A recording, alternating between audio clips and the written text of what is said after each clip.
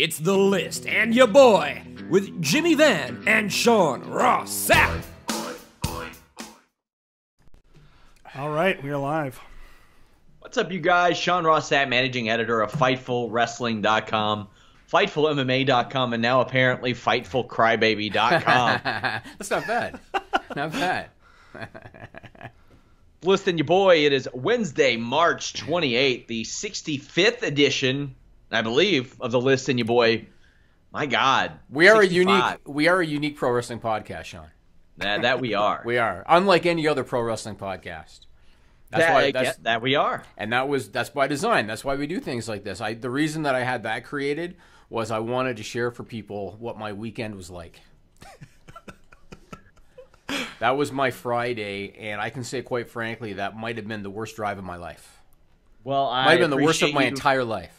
I appreciate you reinforcing my decision to not have children. No. So don't get me wrong. I love my children, and I would not change a thing. I love them, but when you're supposed to be doing a drive that should take you 3 to 3.5 hours and ends up taking 5 due to traffic and whatnot, and you got 2 little kids in the back seat that are crying for about the last hour straight, it was joyous. My wife was sitting between them back there, and she took some video of them crying, and then Nigel put together a nice little thing for us. So that was a joyous event. She learned her lesson, though, so on the way back, she sat in the front, and they did not cry, Sean.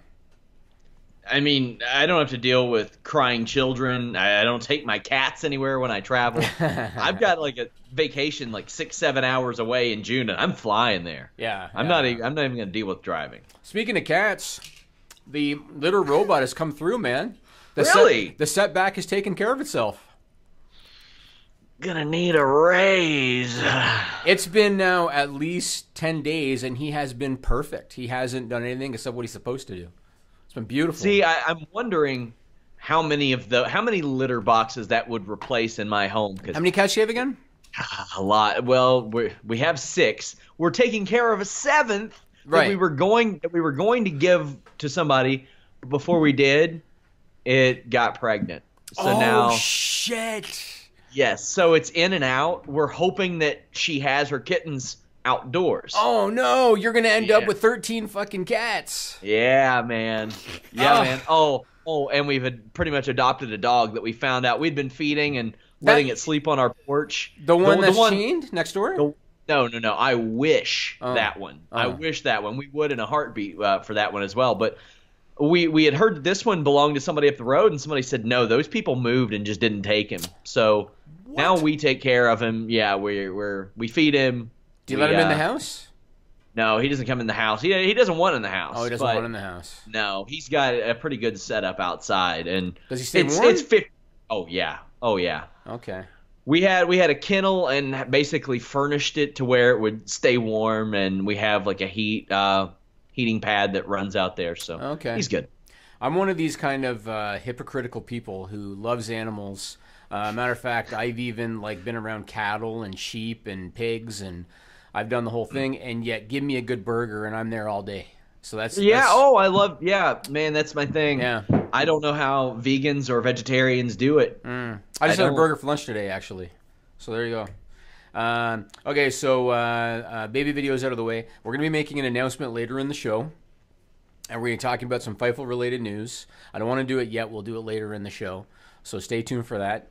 Fightful.com has inked Sean Ross Sapp to a 6-figure contract. Over 10 years.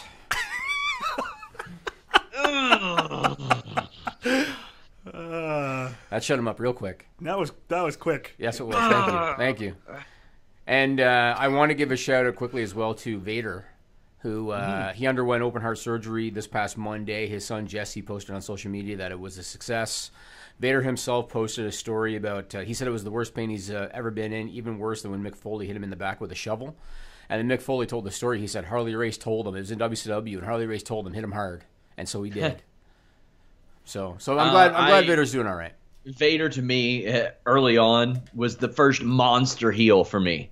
As I was a kid, I would tune into WCW, and I saw this big bastard, and he was beating up Sting, who, to me, was the purest of pure baby faces at that point growing up. and he was just beating the brakes off of Sting. And I remember that great match with Ric Flair. When he came to WWF, I thought he was going to run the stuff. And it's funny, I'm listening to the Bruce Pritchard podcast about Vader. I'm listening to it over this week just because I just felt like listening to it again, and all this is going on, and you kind of get to relive some of that. I'm a little upset that his WWF run didn't go better than it did, but I think that he got Scorpio into WWF, so I'm happy about that. I think they made a big mistake not having him beat Shawn Michaels at SummerSlam when he came in. I do too. And it's very much like when Lex Luger didn't beat Yokozuna when they spent a summer with him on a bus. And then they decided, let's do it by count out. And they made like he was victorious and Lex is celebrating in the ring when he didn't win anything. They killed Luger's push, although Luger was never going to be the guy. But they killed his push with that. I think they killed Vader when they didn't have him beat Shawn Michaels. Sometimes you look at some of those decisions and you think, what was the point? Also, let's not forget his run on Boy Meets World. I remember that, yep. Remember that? Legendary. You remember Bundy? You remember Bundy on Married with Children? Yeah, the legend has it that the creators of the show were big wrestling fans, and that's why they named the family the Bundy family. Okay, yeah. I never heard that, but it's an urban legend. Don't know if it was confirmed. Okay, he was great on that show too. So let's get started here. The first thing I want to ask you, Sean, is you never cease to amaze me. I am always nothing but fascinated and impressed by Sean Ross Sapp, Nigel. Well, let me guess. It's because I had Chris Harrington release that touring schedule for WWE. We have all the domestic dates from April 2018 through March 2019. Was it that? Wouldn't I then say I'm impressed by Chris Harrington, not by you? Yeah, but it was all me. Yeah, Chris Harrington did the legwork, but I clicked and scheduled it and did all the important stuff. Is it because I reached out to Matt Hardy and found out that he didn't control ImpactWrestling.ca, which forwards to the Hardy Boys WWE shop? Was it that? So was that was actually the Hangman Page interview? So was Sean, Jay White interview? We're going out of order, but since you're touching upon stuff, we'll talk about it. Put up the Impact Wrestling thing, Nigel. We'll talk about it. Sure. What was it? The Robbie E interview? Which of the great things I did this week was it? Yeah. So the Impact Wrestling one, Sean, I was personally offended by that one. Yeah. And the reason I was personally offended by that one is because I had already told you before you hit up Matt Hardy that thing was not affiliated with anything. It was registered by GoDaddy Canada, so clearly it's owned by a Canadian, not by Matt Hardy. They didn't even have an affiliate link in there on the page because I looked up the source code. All it was somebody in Canada registered the domain ImpactWrestling.ca and as a joke decided to have it go to the Hardy Boys WWE shop page. So would you rather me put Fightful founder Jimmy Van says as opposed to Fightful.com reached out to the Hardy Boys themselves? What you could put is Fightful reached out to the Hardy Boys one day after it had already been confirmed that they didn't own it. Well, it was the day. It was the day. Minutes after. Was it? Yeah. Good job, Andrew Thompson, for spotting that. By the way, that was. How was that ever found? Was he just randomly looking up domains? That guy is something special. We brought him on, and I often talk about how WWE won't give like the Fightfuls and the Wrestle Zones and places like that wrestling interviews unless they got a school they're promoting or something like that. They'll give it to local affiliates. Andrew is really, really good at hunting that stuff down before it goes anywhere else. And there's just things like that he's able to sniff out and that he's able to track down. Andrew Thompson's been a hell of a hire for us. You think every morning, first thing he did for like 6 months was he went to ImpactWrestling.ca every morning. I hope. And every morning it was Arrow 404. And then finally on like Tuesday, it was the Hardy Boys shop page. He willed it into existence. He is the LeVar Ball of Fightful.com. So you impress me because you continue to make friends everywhere you go. That is everywhere true. This guy goes, Nigel and I discussed the great time that we had in Toronto last year before we went on the air. So most recently, now I went to Florida. I was a little bit unplugged, I came back, went home for the weekend to visit my family, a little bit unplugged, came back, find out that the Fabulous Moola's daughter is your biggest fan, and found out that you guys had a lovely little exchange. You're making friends everywhere you go. How did that even come about? Did she just hear about you shitting on her mom and hit you up? Well, I didn't shit on her mom, and you shit on her mom. I didn't shit on her mom. Her mother's been dead for. Okay, this is not a sexual thing. I'm not being literal. Well, all right, we're not at the Sean Ross Sapp file yet. Stupid People comes like 50 minutes from now. Jimmy, anytime I say something that can be remotely construed as sexual, you're like, oh yeah. Sometimes. Not gonna lie. that Nigel, not the Nigel on our podcast, there's another Nigel. I think Nigel Sherrod. I don't know how to pronounce his name. He's been talking to a lot of the Moola supporters. I would imagine, I can't confirm, that he gave her my information, or at least my name. I would assume. I can't say that for certain, but he's if you're in support of exonerating Moola, he's done a ton of work about that. He's talked to like 9 or 10 different people, including Sweet Georgia Brown's son, I think. So did Moola's daughter hit you up just like out of the blue? Cold, out of the blue, on my personal Facebook. Keep in mind, we have a Fightful contact form. I have no less than 4 Twitter accounts that we run at any given time. There's my 2 emails, like all that stuff's public. I think we solved a mystery, Sean. What's that? I think when somebody was Googling Sean Ross Sapp's wife, it was the Fabulous Moola's daughter that was doing it. Probably. But she messaged me and hit me up, and the transcript is on Fightful.com, but I was just like, hey, listen, nobody's targeting you. I'm sorry that you got to go through this.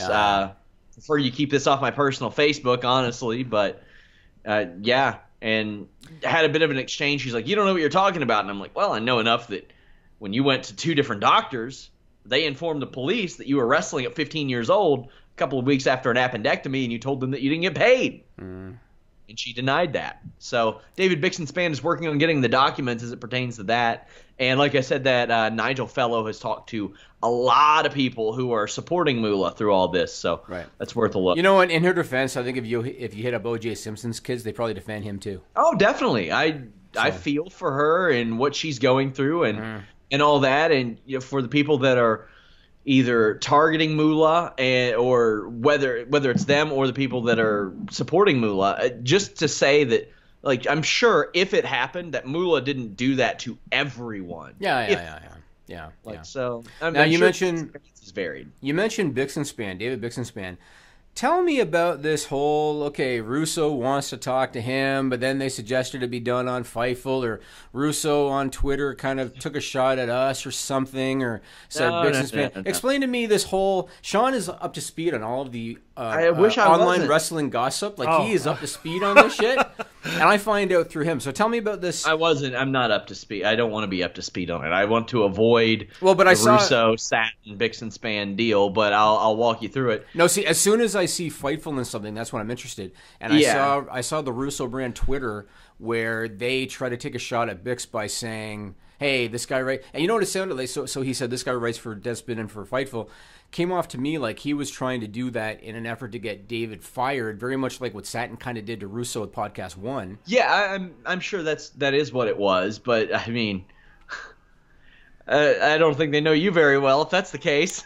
No, if anything, I'll just do more with them in that situation. Yeah, exactly. I mean, that's why I have a little more freedom to speak how I feel on social media. I don't have to fear being fired for something that's kind of frivolous. But there was a situation with Vince Russo and Ryan Satin, and Vince Russo does take aim at Ryan Satin quite a bit on his show. He's got a show called Castrating the Marks, where he takes aim at a lot of wrestling writers and wrestling journalists and stuff like that.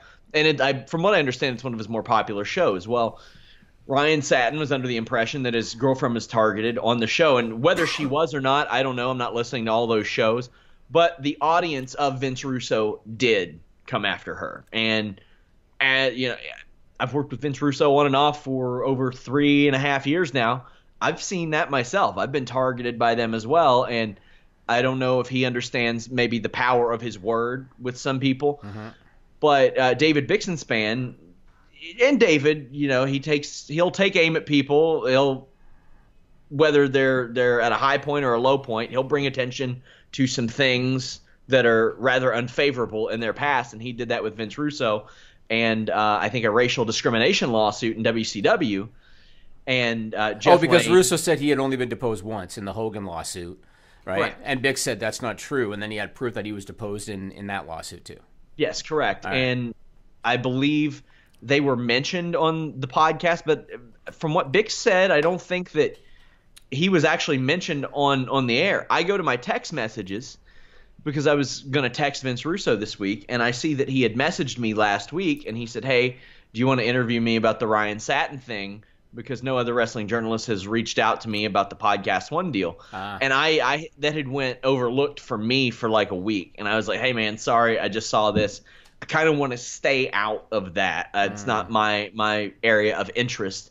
And then I saw people saying like, oh, well, you should have Vince and David Bixenspan on a neutral site like Fightful. And I'm like, oh, my God, like, do we stand to gain anything out of that situation? Because that's very few people. I mean, we pay Vince to film with him. Yeah.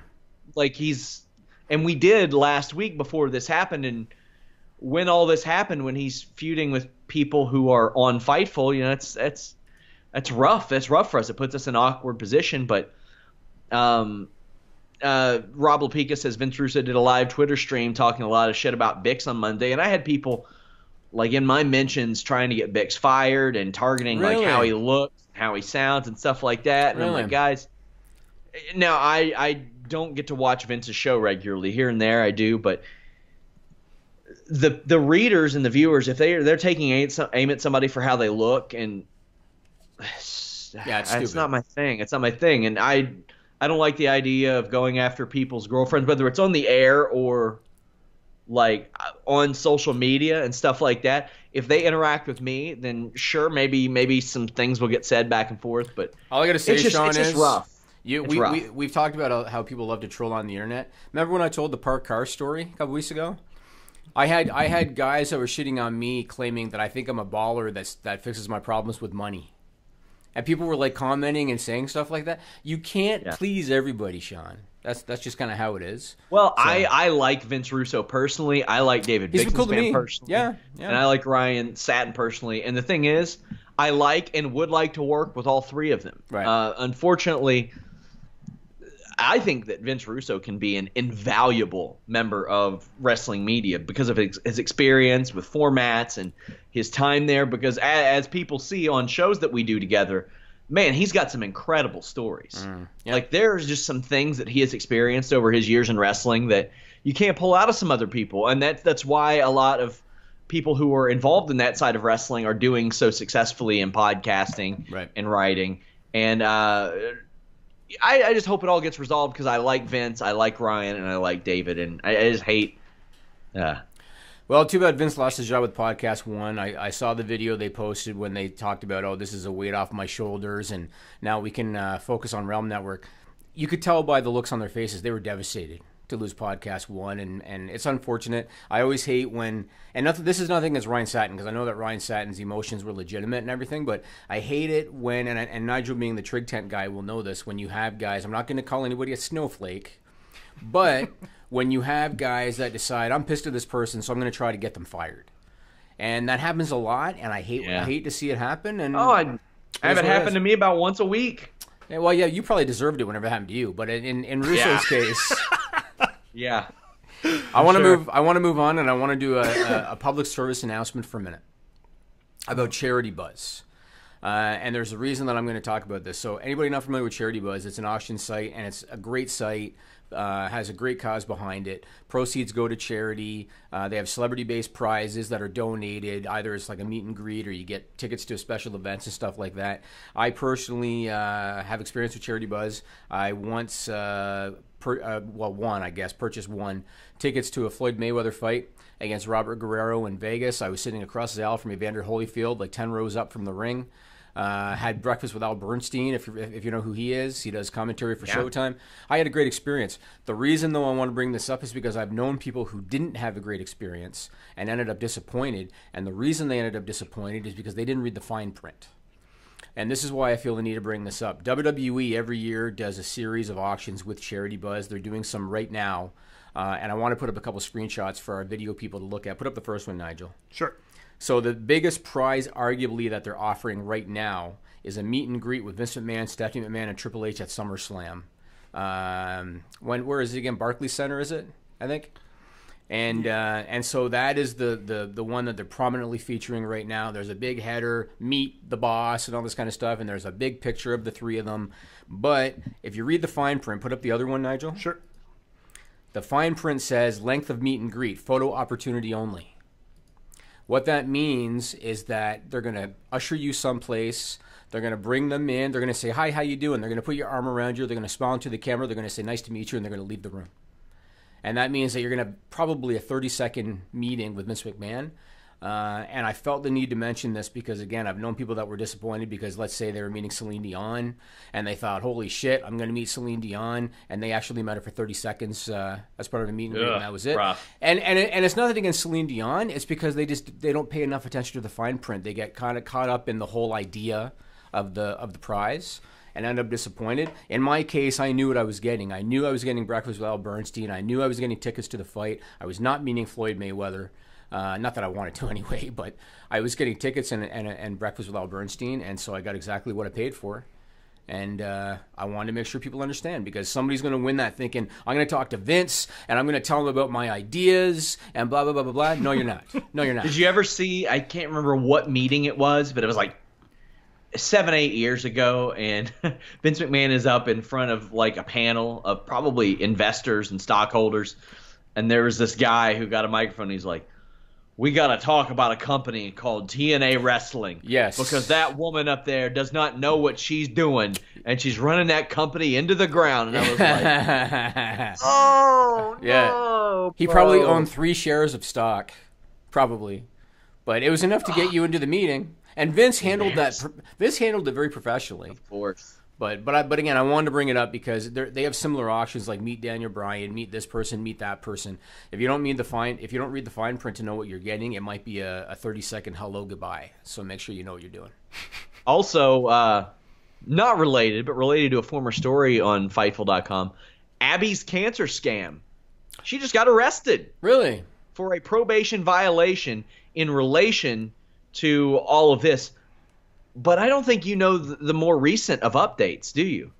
She appeared in an Albany, Georgia court last week and had been faking documents in relation to her cancer.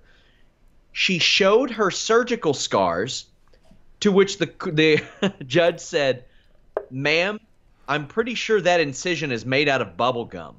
Are you kidding? Holy shit. I'm not kidding. She might as well have used a Sharpie. Bubble gum. Bubble gum. Bubble gum. Bubble gum. Okay. I guess since we're 26 minutes into the show, we might as well start with our first piece of wrestling news. I just want to say, I passed on hiring her. Yeah. God damn, I'm good at my job. So was this whole thing like meant for you to get a pat on the back? To put me over. To put me over, yes. That's good. So we're doing this on March 28th. I want to ask you about this. We're doing this on March 28th. You ever been to Antigua, Sean? I don't know where that is. That's a no. You ever been to Antigua, Nigel? No, I haven't. Okay, I've been there twice. I've been antique shopping. Slightly different. Slightly different. I've been to Antigua twice. It's one of the Caribbean islands, one of the vacation destinations. Really nice, and we really like it. WWE.com this past week broke the story, I guess, that Shane McMahon was in Antigua with his family on vacation, and he developed an infection that I guess turned into or was due to acute diverticulitis. Same diverticulitis that Brock Lesnar had, and Emmanuel, sorry, what's the name of Lennox Lewis's trainer? Emmanuel Stewart? Emmanuel Lewis, the little guy. Yeah, not Emmanuel Lewis. I think it was Emmanuel Stewart. What you talking about, Willis? Stewart. But anyway, I love how you joke when you don't know. I love when you joke when you don't know the story behind something. Emmanuel died from diverticulitis. You fucking moron.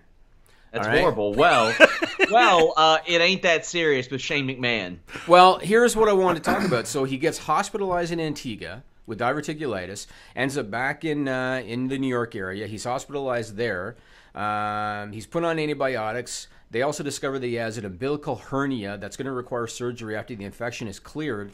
He's 2 weeks at the time from WrestleMania, and somehow, some way, they announced on SmackDown this week that they're going to stick with their plans, and it's going to be Daniel Bryan and Shane McMahon against Kevin Owens and Sami Zayn. I'm not a doctor. I saw the picture of Shane he posted on social media when he had the UV next to him with his kids. Yeah. How the hell is he going to do a tag team match unless Daniel Bryan's going to do all the work, which is possible? How's he going to do a tag team match? It's an interesting question. You know what I mean? I realize that in Brock's case, and again, Shane McMahon's not Brock Lesnar by any stretch. Brock had diverticulitis when he was fighting in the UFC. And I remember, I think it was Joe Rogan that said that he was like 60% healthy and didn't really know it kind of thing when he was fighting in the UFC. So I guess in theory, Shane can wrestle if Brock could fight a mixed martial arts fight with diverticulitis. But you see that picture of him with the IV. It's hard for me to fathom that in a week and a half he's going to be wrestling at WrestleMania. I was very surprised. I thought they were for sure going to go in a different direction, but they stayed the course. So what do you think? Well, fortunately, if that comes about, Shane McMahon can come out and he can say, I'm not able to compete, but I have, and they've got no shortage of people on that roster that can fill in, slide in, take that over, because you got Kevin Owens, Sami Zayn, and Daniel Bryan in the match. Oh, yeah. It's going to be passable. Yeah, and they could also use that to explain Owens and Zayn winning, too, that he wasn't 100%. He could take the fall, and he probably will. Yes. So that would make sense. The other thing out of SmackDown I thought was very interesting, it looks like maybe they're finally getting ready to do something with Rusev.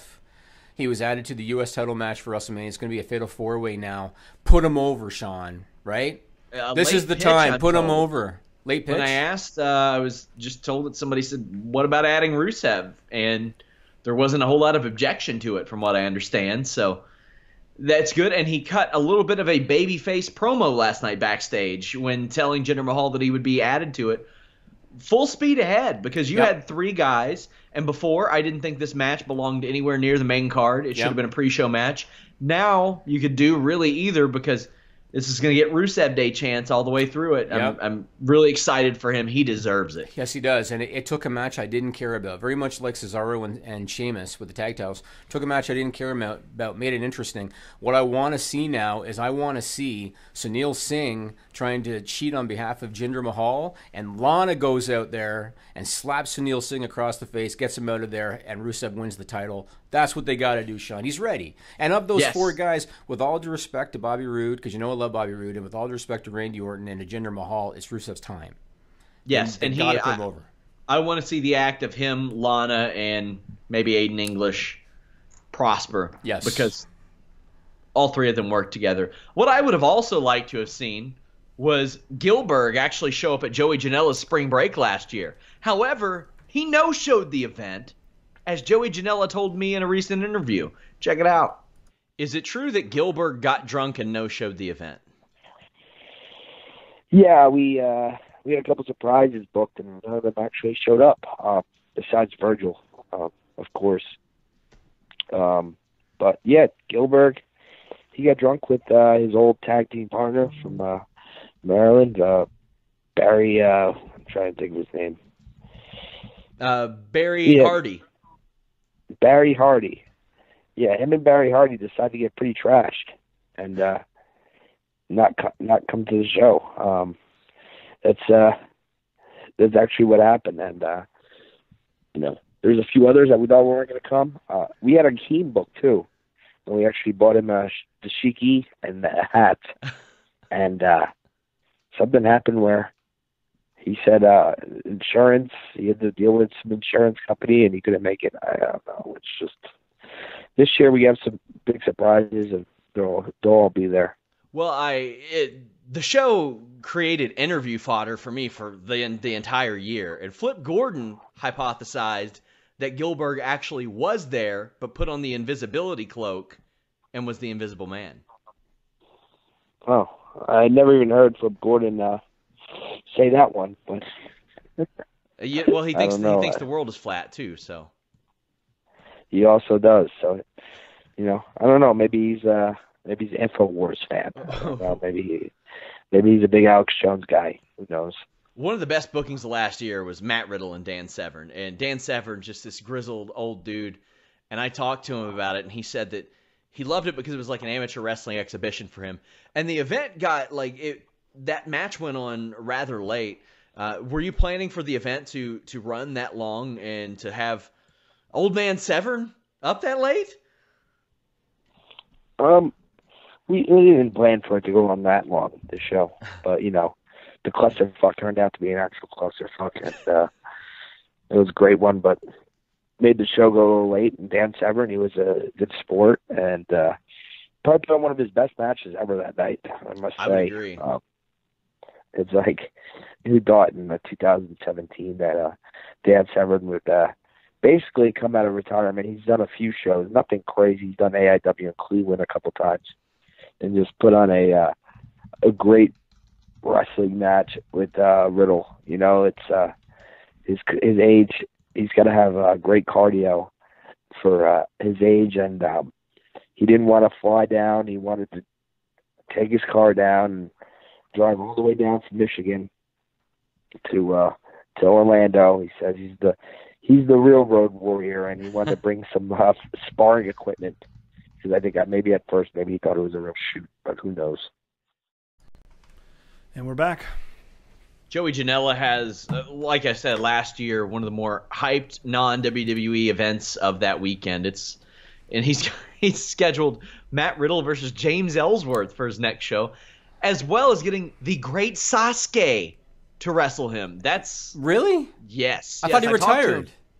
No, he's still pretty active, but he hardly ever wrestles in America. And I mean, that was one of my first exposures to Japanese wrestling. There was like he and Hayabusa and Hakushi back in the day, but yeah, that one of my personal favorites from Japan, and I talked to him at length in that interview about it, as well as several other things. Glacier not putting him over, all kinds of cool stuff. When Joey Janela was a good interview. When you were playing that, Nigel and I both erupted into laughter when Joey acknowledged that the only surprise that showed up to that show was Virgil. Because for money, of course. Yeah, he's got nothing else to do. So, yes, he left the subway for a couple hours. Actually, he left our studio. He took off the Randy Savage mask, left our studio, went to Joey Janela's show. What is on top of Randy Savage's head? Is that a rat? Yeah, you just saw it now. Yeah. It's been there for weeks. It's a rat. I guess I didn't pay that much attention. Boy, what's the significance of that? That concerns me. This is the managing editor of the site, Nigel. Yeah, well. Yeah, but what's the significance of it? The significance is it was on the desk and I had to move it and put it somewhere else. So it ended up on Randy Virgil's head because it had to go somewhere. So I want to ask you this. So Ronda Rousey, you saw her promo on Raw on Monday, right? Her in-ring promo with Kurt Angle. Yes, I did. Now, I'm not going to talk about the fact that she put red eyeliner under her eyes, which looked really weird. She looked like a demon. It was very unique, odd looking. Here's my question for you. She cut that promo. Now, she kept it short and everything. I don't know if this was accidental and pure luck, or if she was given some kind of guidance before she went out there. She cut that promo in such a way that she was able to thwart the what chance. Did you notice that? Yeah. And whenever she would pause, she would keep her pauses short. And when the people were about to say what, she would jump into the next sentence. And I was watching that thinking to myself, man, she's doing this better than like most of the roster. Was it accidental, or was she told in advance this could happen and they kind of gave her some pointers on how to get around it? I don't know if she was told beforehand, but I'm pretty sure she was aware of them, and she probably picked up that the cadence was the issue. The thing is about Ronda Rousey, like people that don't want to like her in a WWE world are trying to find new reasons every week. It's like, oh, she can't cut a promo. Well, by night two, she showed that she could. Yeah. I had people saying that she can't, that her throw was bad a couple of weeks ago on Dana Brooke, and I'm like, no, it's a judo throw. Maybe didn't translate to wrestling well, but there are going to be dozens of those that she does that are going to be a trial and error thing. I could say that the physical interaction on Monday was bad. It was bad for a lot of reasons. Sonya Deville and her were not on the same page whatsoever. But I don't know. I've loved her promo work since after the first night. I think that she has been great on promos. I was just very impressed that the way she was able to get around the what chance. And there have been so many performers, including season ones, that get completely fucked up over that because they don't know what to do about it. And she was great about it. And I was very impressed. I want to ask you this question. So yesterday, March 27, she did the media rounds at ESPN. And Ronda Rousey was pretty ornery during the day. I don't know if she didn't have enough coffee that day. I don't know what happened. But a couple of things happened, and I decided not to put the clips on here because YouTube gets pissed off when we do that. So I didn't put the clips on here. But so the first thing was she was on Mike Golick's show. He's a former football player. Now he does a show for ESPN. He asked her a very simple question. He said, "Wow." Yes, he did. Come on. He did. He said, "Is there a possibility that you could go back to fighting in time?" That was the question. No. Yeah. Yes. Is that the exact quote? Yes. Because first he said he talked about her loss. She didn't really want to talk about it. He said, "Do you think you'll ever fight again?" And she said, "I don't know." And he said, "So is there a possibility that you could go back to fighting in time?" And she looked at him, and she was kind of ornery going into it, and she was giving him short answers and whatnot. She said to him, "Are you asking me if I can go back in time? Is that what you're asking me?" Well, the way that he framed it, initially I was like, did he ask her that? And then immediately I picked up on it. I was like, oh, no, okay, I get it. But I'm sure that that's what it was initially for her. Then it turned into her full-blown trolling him. I was going to say, do you think that she did that intentionally? Not because she really thought he was asking that question, but because she was just in a bad mood and decided to mess with him, and that's why she rolled in that direction? Initially, I think that the question went over her head, and she was, it's early in the morning. She knows she's got like 10 of these. She's doing the car wash. Right. She knows that she's about to be asked a bunch of stuff that she doesn't want to be asked. And the same stuff over and over, too. Yes, which is what we'll get into that in a minute. But yeah, if you've ever watched her do media, this isn't like a new thing. Like, she's always kind of been like that. Some days she's better than others. But initially, I was like, man, that's a terrible way to frame that question. And then the second time around, she was just trolling. And I've had people say, no, she wasn't. No, she wasn't. I'm like, what are you saying? That she didn't understand the question by that point? Right. You could clearly tell that she was if you've ever watched anything of her. But there are still people who just, for whatever reason, they want to die on that hill. Right. Initially, it went over her head. But now I will say, I thought she recovered for her, at least. Well, I think Golic handled it very well, and he moved on, and they continued the conversation, talked about Floyd Mayweather and whatnot, and she seemed to lighten up a little bit after that. The other one she did was with Max Kellerman, and I got to say, I'm a big Max Kellerman fan. Anybody that's not familiar with him, he got his kind of notoriety through boxing, but now he does a kind of general sports show with ESPN. First Take with Stephen A. Smith, right? Yeah, but boxing is kind of his bread and butter. I'm a big fan of his because he's one of these guys like Joe Rogan that will tell it like it is. He's not afraid to shit on promoters and to shit on poor judging, and he'll get in the ring with a boxer. If a boxer does something questionable, he'll call him out on it. So I have a lot of respect for Max Kellerman. He asked Ronda her thoughts on the negative backlash that she endured after her loss to Holly Holm. And he had just got through saying that Ronda built herself up to a certain level that when she lost that fight, it's like the world stopped turning for a minute. So he's putting her over. But he said to her, what do you think about the negative backlash? And her direct quote response was, I experienced a lot of people who, quote, some people that are really just afraid to state their own opinion. Kellerman was like, are you saying that I'm giving you negative backlash? Because he's like, I'm not. I just got through saying that you did so well, kind of thing. And again, it really came off like she had a chip on her shoulder when the interview started. She always does have a chip on her shoulder through success or failure. And the thing is, she's going to be asked this question, and she's going to be asked it dozens, if not hundreds of times for the rest of her life. Right. If I were her, whether she has moved on or not, she has moved on professionally. She's in the WWE. I would say, it affected me heavily at the time, but I've moved on since then, and I can handle it a little bit better now. That's it. That's all you have to say. But the fact that she gives these really rough answers is kind of tough, and especially with her trying to be a smiling babyface. Also, I have the exact quote from Mike Golic. He was talking about fighting and then framed the question, so is there a possibility you could go back in time? Because he was talking about fighting. Maybe he's talking about Skynet, Jimmy. Unless you're a complete moron. Maybe he's talking about John Connor. Right. Unless you're a complete moron, you know what he was talking about. Unless you're an idiot. Well, I mean, how many of those interviews is she going to do that day? You don't think she tunes out here and there? Yeah, but you just said that you yourself thought that he was asking her if she's going to go back in time. Well, the quote was, quote, so there's a possibility there you go, Nigel. Back in time. So not only did he get Ronda Rousey, but he got Sean Ross Sapp that day too. Well, he did initially for about a split second, then I was like, oh, of course he's not asking about time travel. Why would he? So were you also swerved by the Miz? It's just a trig tent. There's not like some weird time travel conspiracy going on. Were you also swerved by the Miz? A little bit, yeah. Yeah? What did you think of that? I thought that he played that off very well. You're referring to the Miz Taraj segment where he took shots at Bo Dallas and Mr. Perfect. I kind of figured something like that could happen, but I thought it would all unfold at WrestleMania. I thought that maybe they wouldn't be in his corner for WrestleMania and you'd have that type of battle, but Yeah, I thought it was really good. He played the crowd perfectly, especially his hometown crowd. They were hot Monday night. Yep. Now, I think it's interesting that you mentioned WrestleMania because when I watched the segment, I bought it for a second too, just like I think a lot of people did. I thought they did a really good job. But I thought watching that, why not do that at WrestleMania? Because you know how they oftentimes will make the babyfaces look stupid. So what if you do that at Mania, then during the match, like you said, Miztourage doesn't come out with the Miz for the start of the match. During the match, they come out. And Balor and Seth Rollins think, oh, maybe they're going to help us out because, you know, babyfaces are stupid. And then they help The Miz, and it's a swerve. I mean, wouldn't it make sense to do it there as opposed to on a kind of throwaway Raw?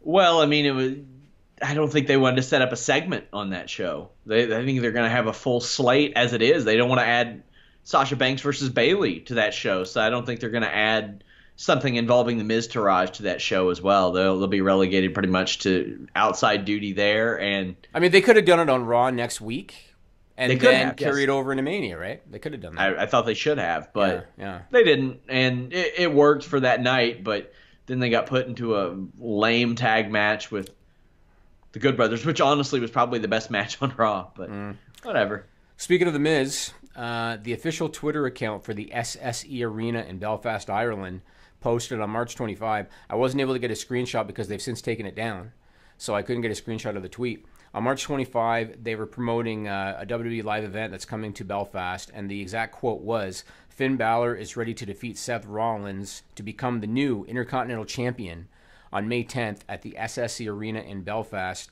Like I said, they've since taken the post down. Do you think there's any possibility they're giving a heads up that Rollins is going to win the title and defend it against Finn Balor on that show? Yes, but WWE has kind of covered their own asses a bit. Because at the Greatest Royal Rumble, there's a ladder match with Balor, Miz, Rollins, and Samoa Joe. Right. Okay. So they could go to Balor and then go to Rollins in the ladder match, or Miz could retain at WrestleMania. Right. Then it goes to Rollins. Like, there's a lot of things that could happen.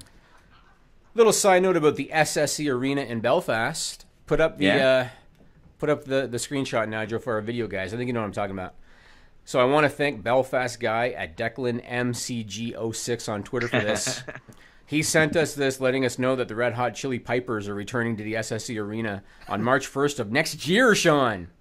Finally. They're already promoting it a year in advance. This is like Cena the Rock. That's how should. big it is, Sean. We got them so much press. Yeah. The Red Hot Chili Pipers. I thought it was awesome that a guy in Belfast sent us that. You know? Yeah, right before this show, too. You got on that quick. I did, man. I always check things last minute in case there's any breaking news. So I always do a quick check. I appreciate that. What did you think of the fact that WWE, when they sent Hulu the 90-minute version of Raw to air on Hulu, because that's what they get every week, they chose to cut out Ultimate Deletion? I didn't have a problem with it because WWE put up the uncut version on their own YouTube. So if you wanted to find it, you could find it. I didn't have a problem with it. Okay, cool. So do you think that it was just a time constraint thing and we got to find the time? Or do you 100%. think... Okay, so you don't think it was them thinking, okay, that sucks shit, so let's not give that to Hulu? Yes, correct, because it had zero ramifications in WrestleMania. None at all. Except Matt Hardy's going to be in the Battle Royal. No ramifications as it pertains to WrestleMania. It's true. I think this is the first year I can recall where they had guys, almost like the Royal Rumble, declare their entrance into the Battle Royals, right? Isn't it? I think it's happened before, but only like usually the top guys, though, right? Yeah, probably. Because now they have everybody. Like they got the Revival saying, "Hey, guess what? We're going to be in the Battle Royal." Yeah, and I like that they're doing that. It makes it seem a little more important, even though it's not in any way. And it's their fault it's not important, because when they rebranded it the Andre the Giant Memorial Battle Royal, I thought, that's great. That's something they should do. Right. They should have something like that. I would like them to do a little something different for the women or the men, though. Like not do the same thing that mirrors, but whatever. Mm-hmm. So don't call it the Fabulous Moola Battle Royal is what you're saying. Yeah, it might be a good idea. Yeah. Let's go to Stupid People. This is a stupid song, it just goes on and on. You might find some meaning, but you would be wrong. I'm gonna enjoy this today. So first off, thanks to TrevorStrong.org for the usage of the song. This first one was reported by the Eloy Enterprise out of Eloy, Arizona on March 21st. Now, the city of Eloy, they had a Day of Dinosaurs event. They called it Day of the Dinosaurs for kids. They set up these dinosaur statues in like their big park downtown and invited kids to come out and play with them and take pictures and whatnot. Nigel has a photo of taken from the Day of the Dinosaurs with the dinosaurs out there. The local police got a 911 call from a woman who wanted to report that there were dinosaurs in the park and wanted to know if they were real. The police officers reassured her this is a children's event and they're just statues and don't worry about it. Then Animal Control showed up. No. The woman called Animal Control to report that there were dinosaurs in the park. I can't get Animal Control to show up for a dog that's never been left off his chain for 6 years next door. Man, I'd hate to see her at a Toronto Raptors game. I was going to say, if you want to get them to show up, tell them that there's a T-Rex tied up in a backyard. Maybe they'll come for that. Evidently. Yeah. Yeah. I'm going to change my strategy. Yeah. This next one, reported by the Observer reporter out of Washington, Pennsylvania on March 22nd, a 30-year-old man named Glenn Allen Flory Jr. walked into a bank and he handed the teller a note demanding cash, right? Teller gave him about $1,300 and he took off. Here was the problem. The note that he gave the woman, he signed his name on the bottom of it. Oh, God. No. Come on. Police were called, got his name, tracked him down within 4 hours, and he was detained on robbery charges. How long do you think you could get away with a bank robbery? I was involved in one once as a customer. Whoa. Yeah. Really? Yeah, at the Nigel will know this, the Young and Egg CIBC. Oh, shit. Okay. I was in line, and I will tell you, I was in line, and there was two people ahead of me in line, and there was a kid at the teller, and I'll never forget, he was wearing FUBU clothing from head to toe. and when he was at the front of the line, he kept on looking around. He was constantly looking around. And I remember looking at him and thinking to myself, you know, why is he made eye contact with me like 7 or 8 times and looking around. Turns out he went up there, pulled out a note, said, I have a gun. Teller gave him money. Turns out they gave him one of those ink packs. Right. He ran by me and left.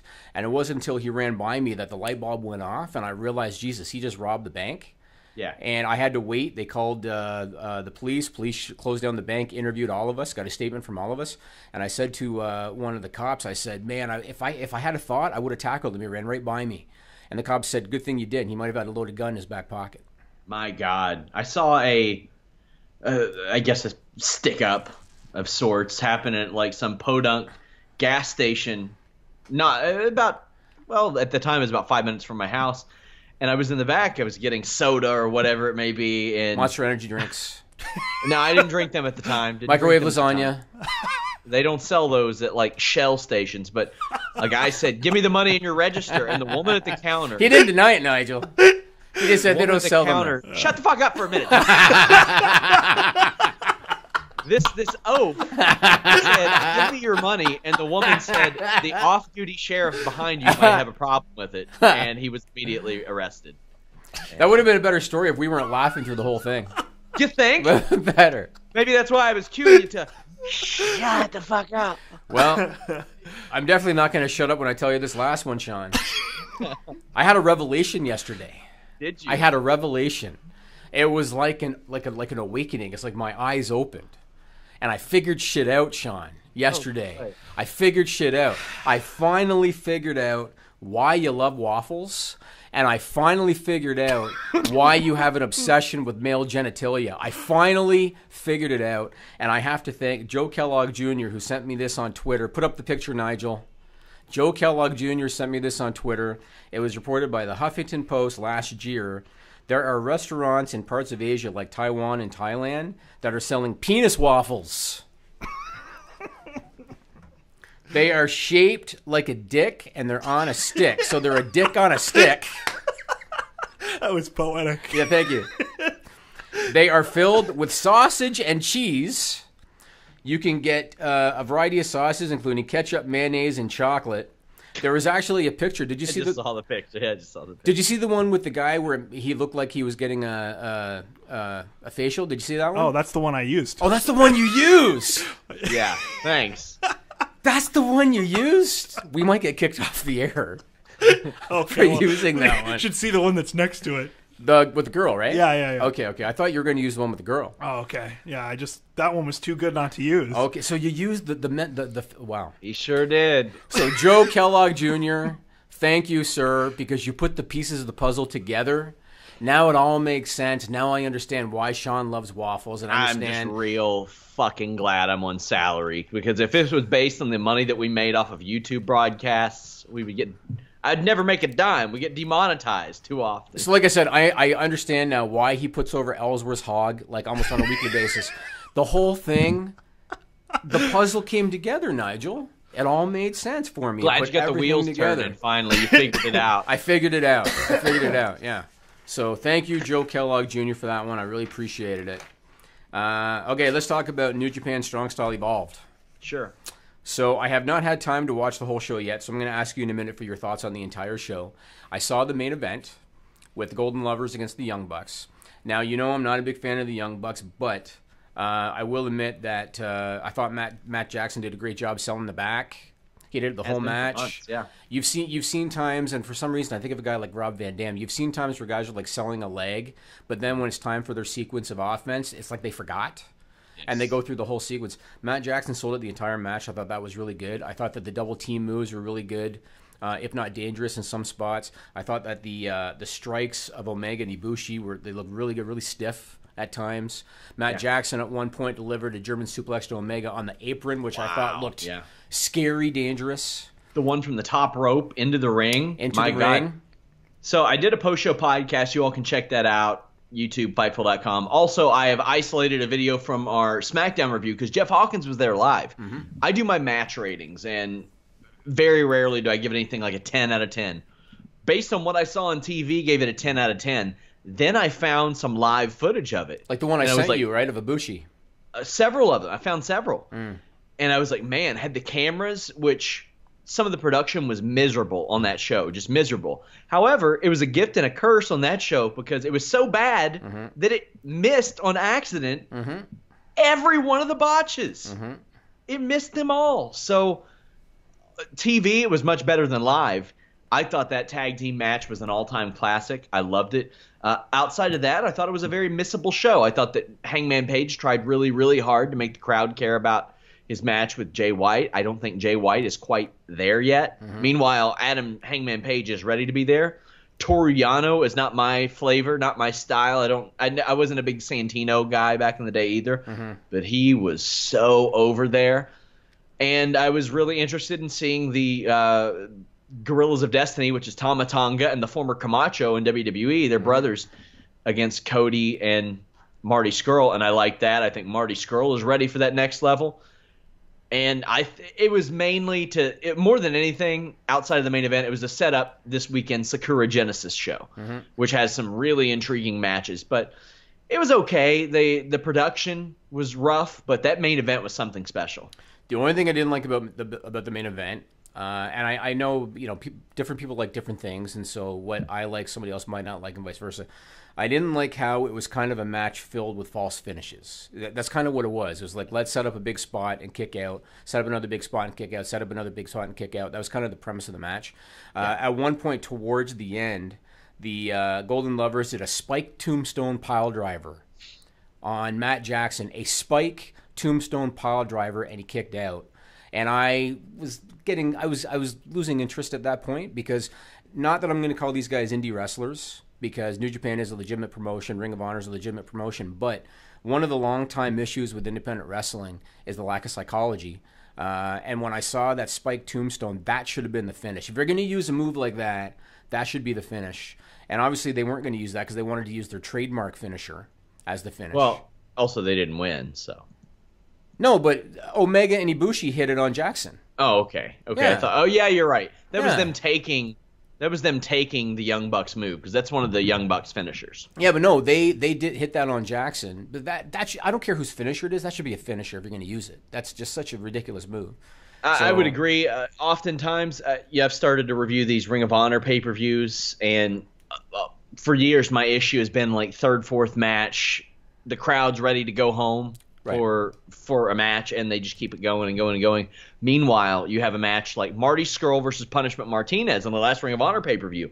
They were given 10 minutes. They did a sprint, and it was awesome. And the match ended. They compiled a bunch of high-flying, high-impact shit into 10 minutes, and they made it great. They made it can't miss, and they didn't go too long. They didn't go way beyond what they needed to do. I couldn't help but chuckle listening to Josh Barnett because he kept on swearing on the air. Oh, yeah, they don't care on Access. They don't care on Access? No, they don't care. Like, episode 2 or 3, Carl Anderson was saying fuck. And they're okay with that? Yeah, they don't care. Oh, you can say it almost anywhere now. Like, good for them. FX in Atlanta on FX, they said fuck like I think 8 or 9 times in 30 seconds on the last episode. Yeah, I get that, but I didn't expect it in pro wrestling. So I just thought it was funny. Now I'll ask you because again I didn't watch the entire show. I heard that Jim Ross was a little shaky. Yes, very shaky. Okay. I heard that he didn't know some of the names, didn't know some of the moves.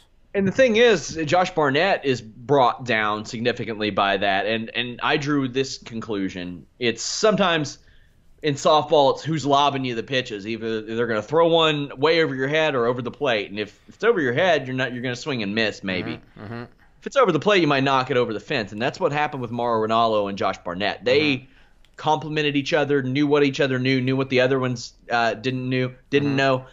This seemed like Josh Barnett trying to catch JR up on what had been happening in New Japan over the last few months since they called Wrestle Kingdom. I noticed a few times that they were trying their best not to use names of finishers that are known through WWE. So, for example, they called the Hurricane Rana a Frankensteiner. They didn't want. Well, I mean, it's been a Hurricane Rana for a long time. No, I know that, but they another one was a sharpshooter. They called it the Scorpion Deathlock. Yeah. And I thought, well, that's interesting. They're trying to avoid using WWE names, but then they called the last ride when they did it through the table. Yeah. So, who knows? Hurricane Rana came from Huracan Ramirez, like way, way, way back in the day, like in the 20s or 30s. I also love that they used a Japanese ring announcer for the show in Long Beach. I love that. I thought that was great. Me too. I thought the venue outside of the light that shined into the camera from above, I thought it looked good. It looked Major League to me, or at least one step below Major League. So Rey Mysterio, do you think that this is just leveraging, or do you think that he doesn't know what the hell he's doing? So Rey Mysterio was supposed to wrestle Jushin Thunder Liger and got injured. He tore his bicep or whatever it was in a previous match. Wasn't able to do the match. They got Will Ospreay to do it instead, but Rey Mysterio still showed up at the show and said that he will wrestle in the future for New Japan Pro Wrestling. He has apparently, reportedly, already met with WWE's doctors to look over the bicep because they want to clear him and they want to sign him. He's got New Japan saying, I'm going to wrestle there. He's talking to WWE. He's got the Aero Lucha bullshit going on. Do you think it's leveraging, or do you think he still doesn't know what he's going to do? I think he probably looks at Chris Jericho and says, if he can do whatever he wants to do, maybe I can too. I think he's mistaken. I do too. Yeah. I do too, because WWE, well, I don't know. WWE wanted to hang on to him to begin with. They froze his contract for a long time, but he showed up at the Royal Rumble in some special kind of shape. Yes, he did. He looked better than he had since the 1990s. I agree.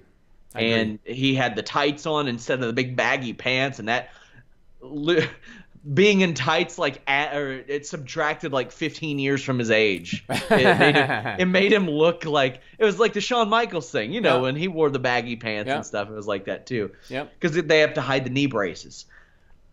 I don't know what Rey's going to do, but I think it's smart of him to keep his options open. Oh, for sure, no question about it. Yep. Now, on a side note, since we're talking about Rey Mysterio.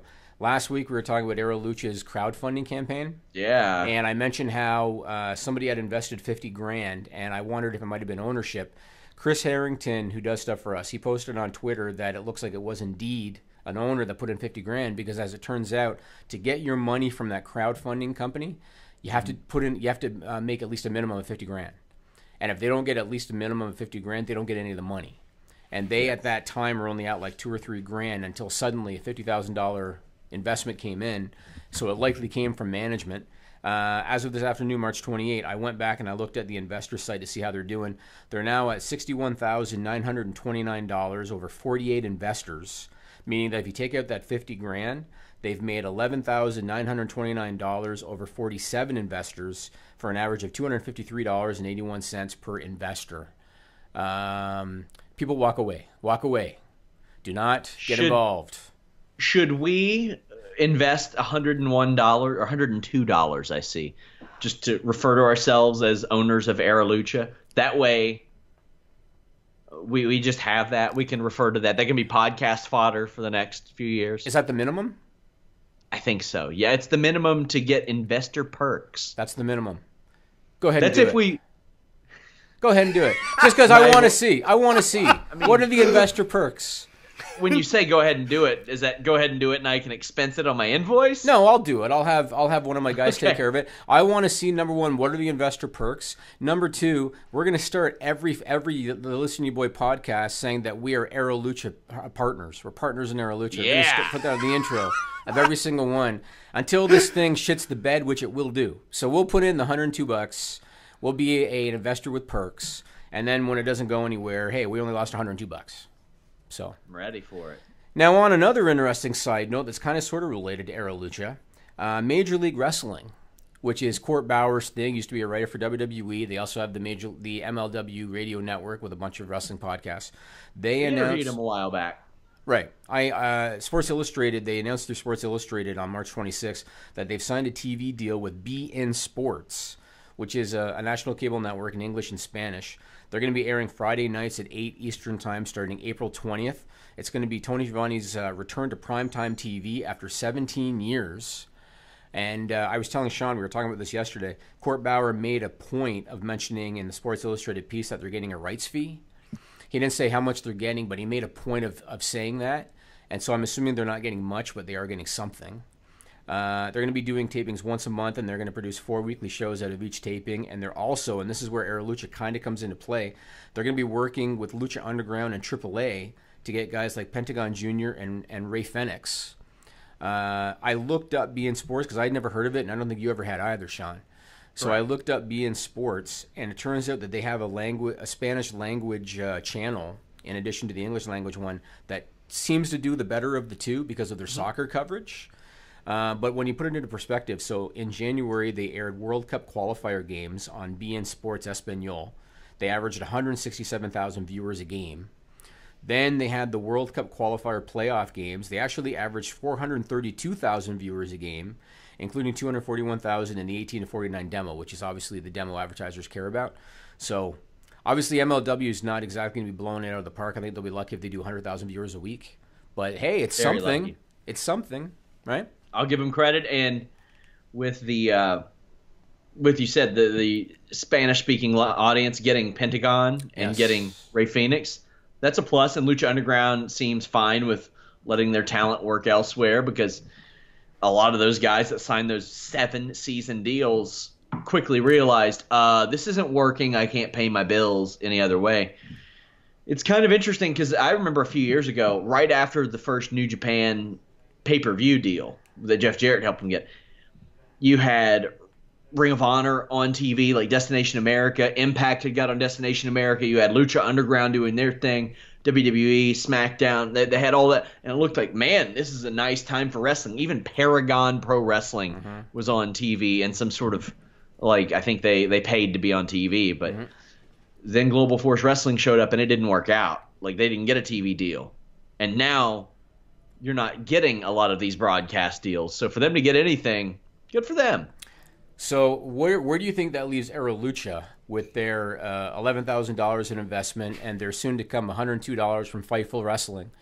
Where do you think that leaves them when MLW might have taken one of the last options they had, even though it's not a huge money deal, but they might have taken one of the last options they had? What's going to happen? What do you think?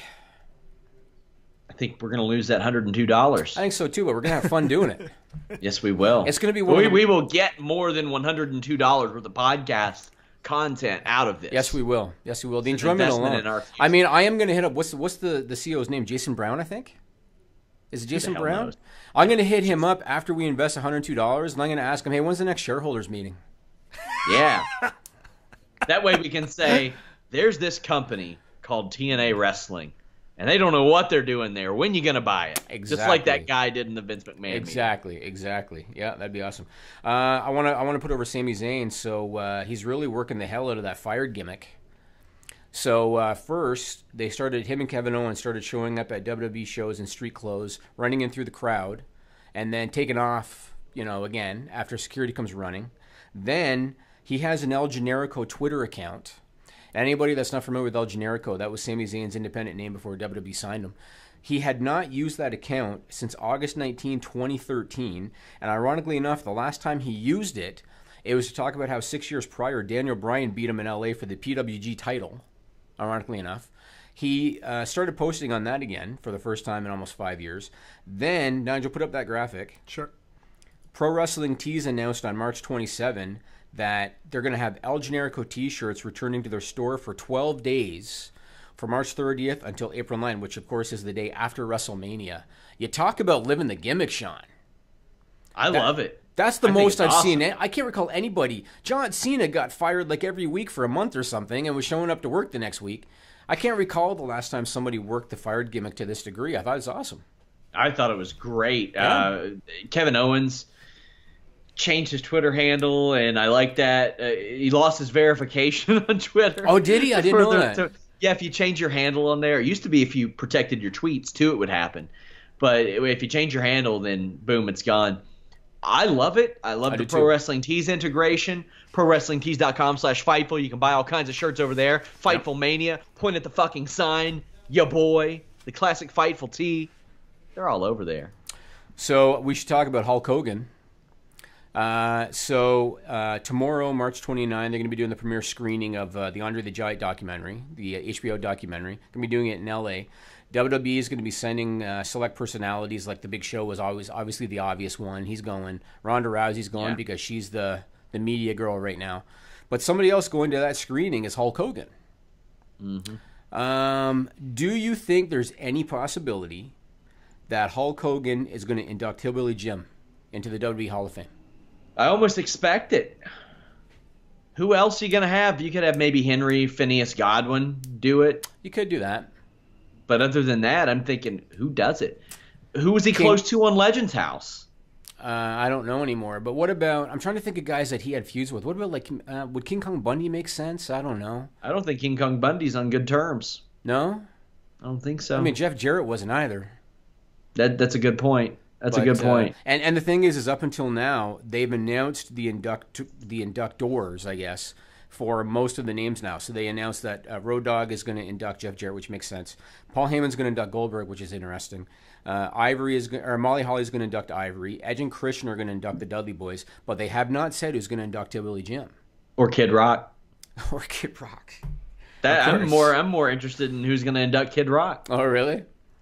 Who do you think it'll be? I don't care. I mean, I don't. I care about speculating. Who do you think it'll be? Who did Pamela Anderson? Yeah, I doubt it. She's got a history with the company. Stacy Keibler ain't going to do it. He did a theme for her once, though. I mean, she got nothing else to do. I think that she's probably doing all right doing nothing. Yeah, isn't she married to some .com millionaire now or something? I think she's doing all right in life. Yeah, good for her. But anyway, so word had broke that WWE was talking to Hogan like a week or two ago. WWE acknowledged that they were talking to Hogan, but didn't say about what. So I'm wondering now, were they only talking to him about appearing at that screening? Or are they talking to him about doing something else? Because in theory, if he does induct Hillbilly Jim, isn't he going to kind of steal Hillbilly Jim's thunder? You know? Yes. So, or does WWE not care? Because they're like, well, that's a safe way to kind of bring him back in, Something like the Hall of Fame.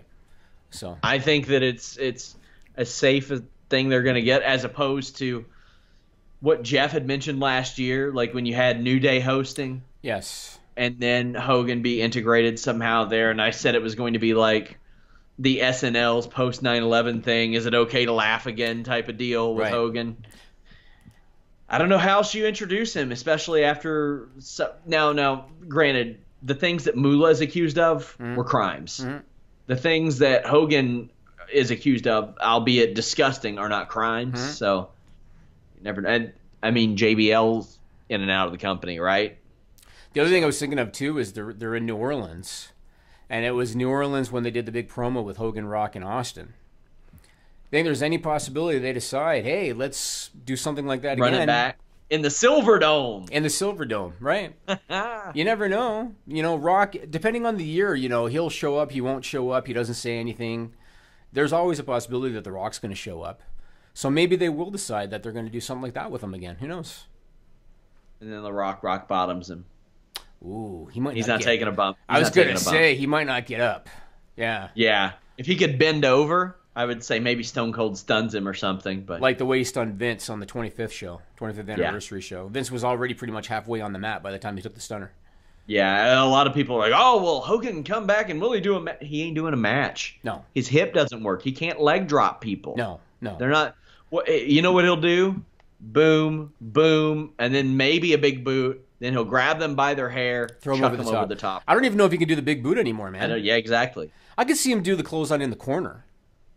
He follows him in when he hits it, like he's right behind him. Or he could do the legendary Matt Jackson spot and beat him with a weight belt like Matt Jackson invented. Could do that too. Yeah. Did you see that on Being the Elite? No, I just saw in the match when he was wearing it to sell the back. The story of that was that Cody, as a sign of goodwill, gifted weight belts to Matt, Nick, Marty Scurll, and Hangman Page. And Matt Jackson's Cody Rhodes the whole time was like, "It's great. Nobody else in wrestling has ever worn one." So it was their little poke there. All right, I want to get to the announcement, so do your little segue, and then after that we'll get to the announcement. Here's Joey Janela talking about his upcoming spring break show, or last year's spring break show. I can't even remember at this point. So with Flow Slam kind of going by the wayside, how does that affect your broadcast plans for this show, and how can people check it out? Flow Slam, they were dickheads last year to begin with. Really? They were a bunch of assholes. Like just dealing with them. Anything in particular that you remember that stood out? Yeah, them yelling at commentators, Drew Cordero and Excalibur. They were yelling at them, treating them like shit. And afterwards, since the show was a success and the most viewed Flow Slam broadcast they've had, they hit me up afterwards and tried to basically coax me into running monthly shows without GCW and with Flow Slam. And I didn't take that kindly. And, I wanted GCW involved because it was their idea. And, they were just very sneaky people, and I did not like that. And this is not only me saying it, there's a few others too. But oh, of course. Yeah. So they're very sneaky. Well, any time that you try to see behind someone's back and say, "Listen, you can cut these guys out," anytime someone says something like that, they're not have good means behind their actions. And, I did offer to pay you to punch Matt Riddle poolside a few days ago, so I know all about sneaking. Yeah, you did do that. I think you could take him. I think you could take him. I don't think I'm going to punch Riddle. I did a show with Matt long enough, weekly show, and I think you could take him. I'm not going to punch Matt Riddle. Come on. Believe me, I'm going to be like, bro, knock the fuck out.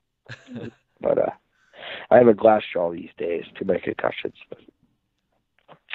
So, how can people check out the show? It's going to be on WWN Live. Along with the Bloodsport show that GCW is providing that weekend, which is a MMA Pit of Death show without ropes, and Dan Severn's on that, and Low Key versus Matt Riddle, and Tom Lawler and all those guys.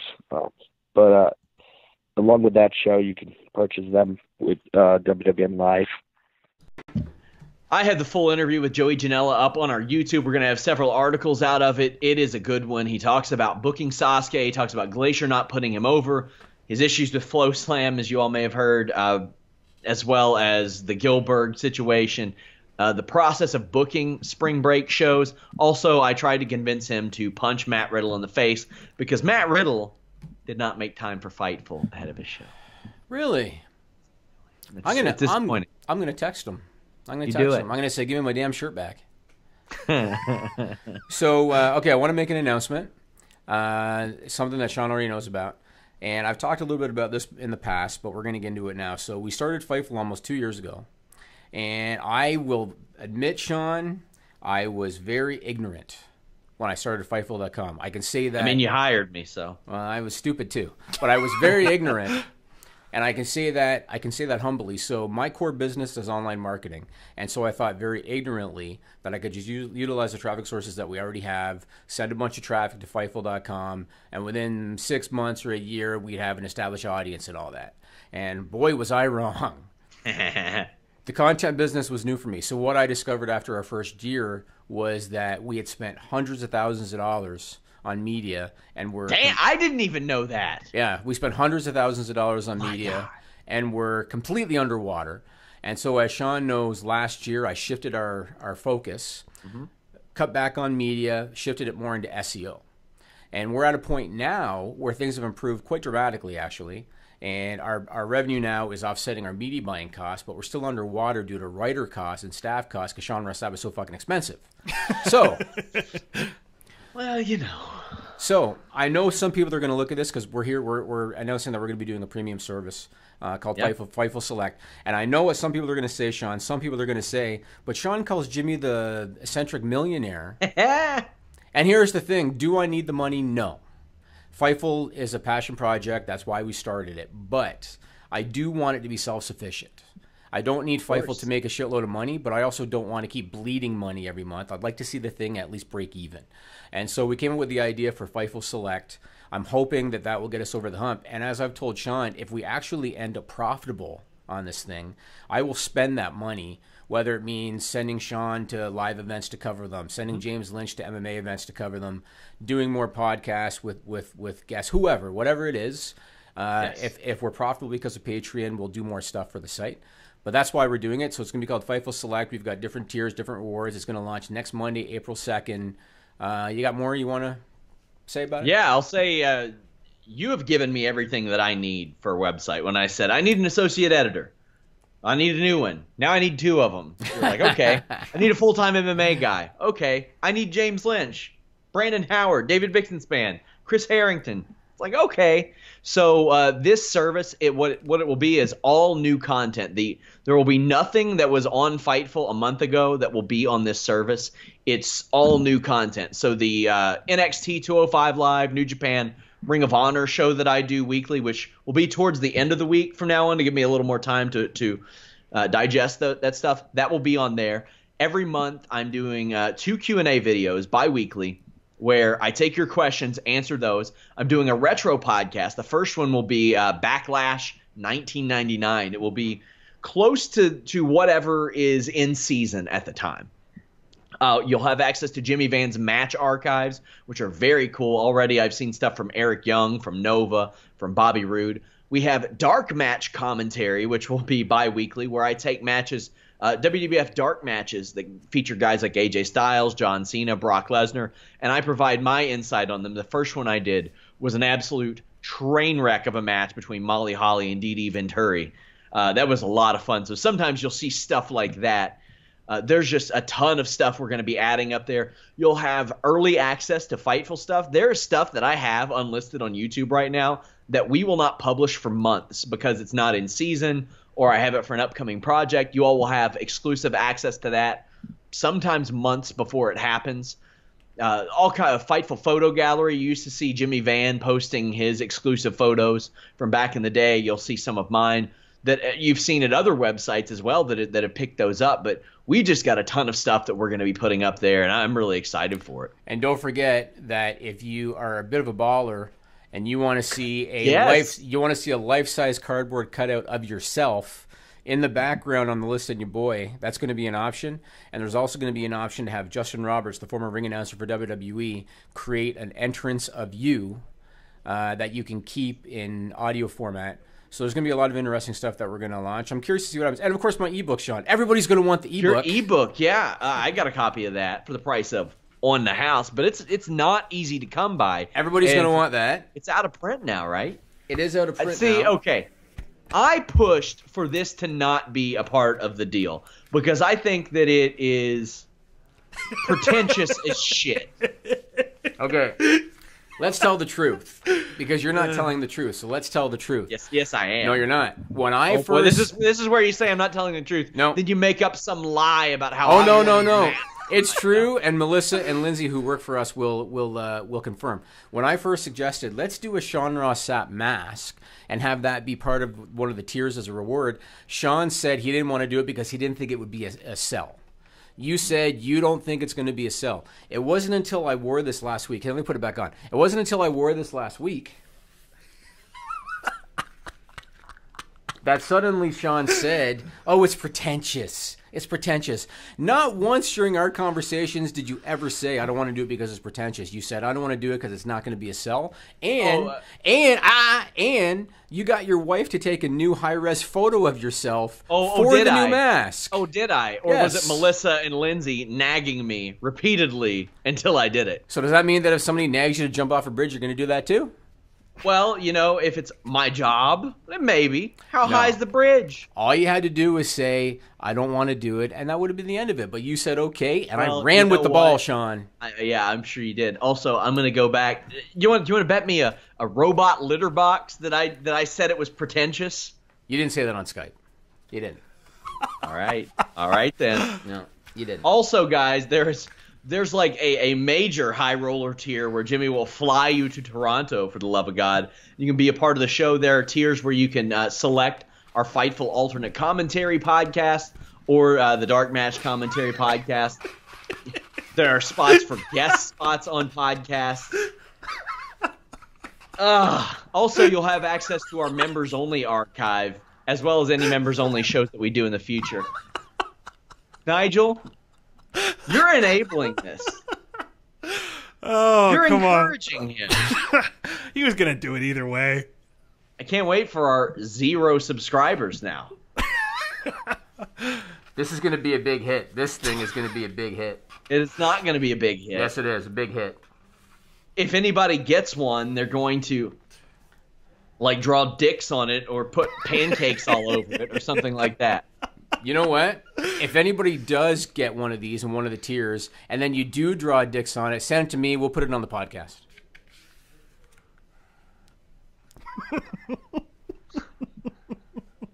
What am I doing with my life? We've got 5 minutes left in the show, too. Maybe 6 or 7. And I got to talk to myself? No, you can finish the show whenever you want. I'm just, My God. I'm having fun.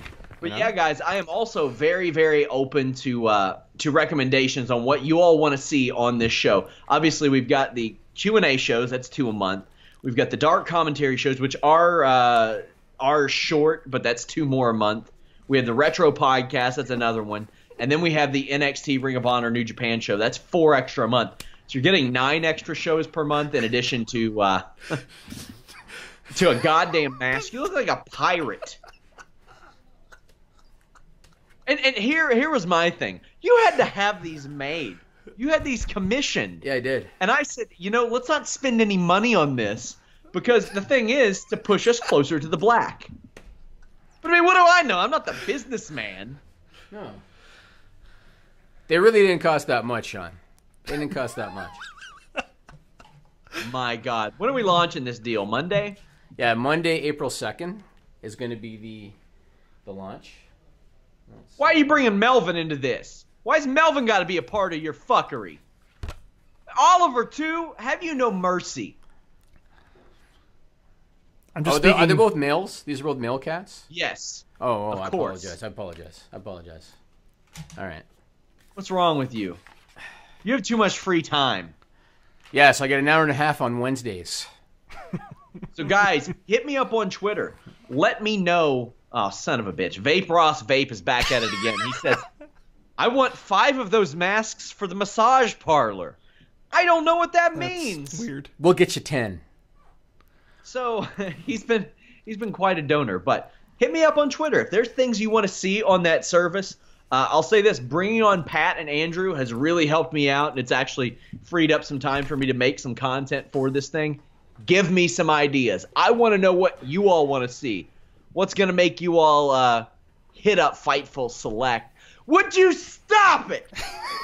Have you no decency?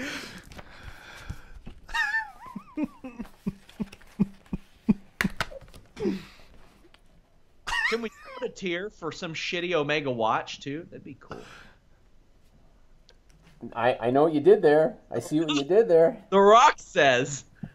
The Rock says. Oh my God! So what I'm gonna do what is, are we doing? I'm gonna take that picture. I'm gonna put it on social media, and I'm gonna say, "Hey, look, The Rock's even wearing one of the SRS masks." So I'm gonna do. What does that matter? Because you're covering up The Rock's face with. No, but you can tell it's The Rock, even though you can tell it's a rubber mask. You can tell it's The Rock, Sean. I was a little bit, not that I expected anything, but I thought, you know what? If I show Rock the pancake video, he's going to like that enough to at least give it a little like, a little heart thing, I thought. He didn't say shit. You were the straight character on this show, and I brought it up. Once upon a time. Well, you know, sometimes you bring it out of me. I was the one busting out green screens and... Oh, you mean like the one I have over here? Yeah. See, there's a reason why I took production out of your hand, Sean. I'm glad you did. It's way better with Nigel. Somebody says, can The Rock smell SRS's hair product? I don't wear hair product. Okay, so just so people know. I was just going to say, do you want to say When it? we were coming on the air today, with all due respect to Sean, he looked like that he had been swimming in a ditch before the show. And I said to Sean, like, what the hell is going on with your hair? Like, have you showered today? And Sean said, well, I've showered, but I didn't wash my hair. You don't wash your hair every day. Not that you would know. And I said to him, you know, you look like you haven't washed your hair. And then he immediately took that as a reason to put his hair up into the man bun that he knows I love. So you do love it. Love it. Love it. It's weird to think I've been growing my hair for over a year now. Over half the life of Fightful. Like, it's kind of unusual. What else you got going on this week, Jimmy? As soon as we're done here, man, I'm going to go check out my new house. I got some devastating news last Thursday. What's that? I was given the devastating news, although I already knew, but I was given the devastating news that I won't be ready by WrestleMania.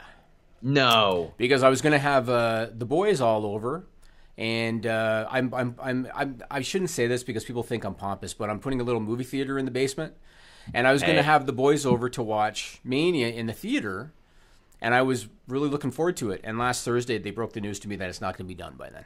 Some people will think that you're pompous. Okay, personally, here's how I view it. You started off as a wrestling fan. You became hugely successful in something else. And you were like, you know what? I still love pro wrestling. True. And just because you speak about things that you acquired via your success, I don't think that's pompous. I think it's, I mean... If you were to say it in like a dickhead manner, sure. Right. If you were like, I have some stupid looking dog because I'm successful, then yeah. But I mean, what are we talking about here? Yeah, what are we talking about? Guys, head over to Fightful.com and FightfulWrestling.com. Leave us a thumbs up, subscribe. That's the good stuff. We got tons of MMA interviews over there too. We had one with Becky Lynch's boyfriend, Luke Sanders, who opened up about what that's like. We'll have an article on that on WrestleMania weekend. We have that Fightful Wrestling Weekly that drops Friday. Our friends over at Pro Wrestling Unlimited do a video on that, so make sure you check them out. I've got news on EC3 and him finishing up TNA. News on our shoot interviews we're releasing soon.